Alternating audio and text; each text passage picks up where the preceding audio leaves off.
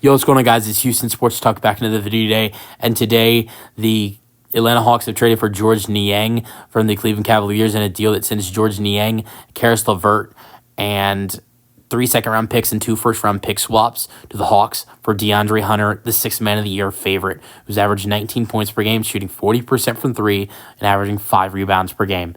Hunter will join the Cavaliers and join Allen, Mobley, Mitchell, and Garland, and the rest of those Cleveland Cavaliers team that is stacked all over the place and is a great three-point shooting team. So Hunter fits well, and you got Kenny Atkinson at head coach, but they do say goodbye to a really good player who was a big part of this team this year. I think they're gonna really hurt missing George Niang, but I think it's gonna be okay for them in the long haul because they are trading for DeAndre Hunter.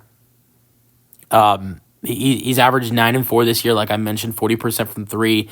I think if you look back, in the Cavaliers win a championship this year, you got to give a big thank you to George Niang because he played a big role in the first 51 games that this Cavaliers team had this season. Shot well from three, hit big shots for this Cavaliers team, did a really good job all around for this Cavs team, and was a big role in their first 50 games. And the way they've played basketball throughout the first 50 games is a big reason why they are going to potentially get the 1 seed this year. And I think the key thing for the Cavaliers to win a championship this year is being the 1 seed. That is a must. It looks like that's going to happen. Never know. Celtics could catch up. Knicks could catch up. Who knows? But I will say this is that the one key important thing is having home court advantage throughout the whole playoffs and not having to go to Boston for a game 7. We can go back to 17-18 season with LeBron James when the Cavaliers and Celtics had to play each other. It's a little bit different because that Cavs team wasn't as good as this Cavs team is. But like LeBron James had to go to Boston for a game 7 in Boston. If the Cavs get the 1 seed, you don't have to worry about going to Boston in an atmosphere like that with facing such a good team in a potential game 7 game. Or if it's in a 7-game series, you're gonna have the most home games, which has been different in years prior, like in the second round last season, going up against the Celtics, where elimination game was a game 5 in Boston for this Cavs team. Was their last game of the season, was a game 5 that was in Boston. If you the 1 seed and you face Boston in the Eastern Conference Finals, game 5, if they were to go down 3-1, game 5 is a game that is in Cleveland. So I don't think they'd be down 3-1 in the series, but if they were, it sounds a lot better than having to go to Boston down 3-1. So I don't know how Cleveland will do in the playoffs. I think I see them in the Eastern Conference Finals as of right now with this DeAndre Hunter move. But I'll tell you guys this, that Niang played a huge role in getting them to a 40 and they're 41-10 now. So Niang played a huge role to getting them to where they are now, 41-10, and so did Karis LeVert. So both of these guys played such a huge role off the bench, and what they did to start off 41-10, and now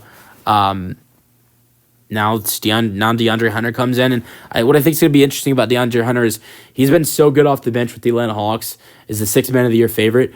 Does he continue to have that role off the bench and come off the bench, or does he start?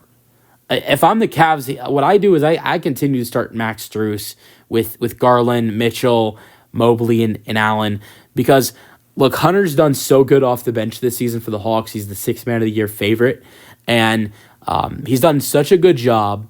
You don't want to ruin that. And also, here's another thing. Getting rid of Niang and LeVert in this trade, losing those two guys, you need to replace the power that they had off the bench and what they did off the bench with a guy like Hunter. Like, Strus is a great player, but I think Hunter is able to fill the void of guys that are missing because of this trade, like Niang and LeVert, by adding in Hunter. And so I think Hunter would fit really well off the bench for this team. Now it doesn't mean like he's not going to play much.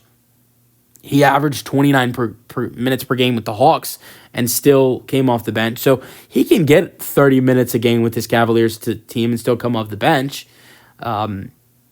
Or 28 minutes per game and still come off the bench for this Cavs team and play a big role. But I think it's best for him and for the team in general if he comes off the bench. As for the Hawks, I like the trade. Niang's under contract for next season as well, so Hawks fans expect him to be on the roster the rest of this season and next season, unless they decide to trade him in the offseason, which I don't know why they would do that. He's a great player. But I also another thing is I think he's great to be next to Trae Young, to be honest. Trae Young's such a great facilitator. Niang is such a good catch and shoot shooter. That is a perfect fit right there. This is to add in Niang. Look, he's nothing as good as DeAndre Hunter is, but to add in a great shooter like Niang for Trae Young is amazing. And then also another good shooter in LeVert, who's a solid facilitator. That's great. And the draft capital you had in this deal, 3 second-round picks and 2 swaps. Look, I'm not saying the 2 players they received are better than Hunter, but the compensation they got for D Hunter is definitely solid. Let me know your thoughts on the trade in the comment section, and peace out.